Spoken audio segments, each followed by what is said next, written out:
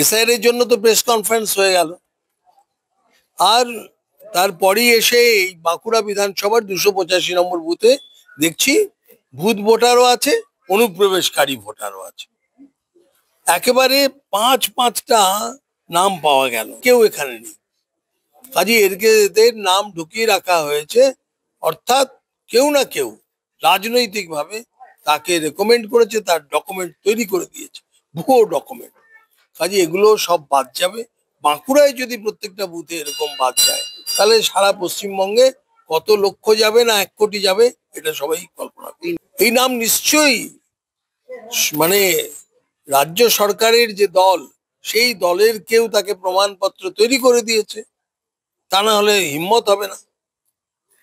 কাজেই শাসক দলের সহযোগিতায় এই নাম এসেছে, আর তাই মাননীয় মুখ্যমন্ত্রী বলছেন ঘেরাও হবে, ঘেরাও হবে।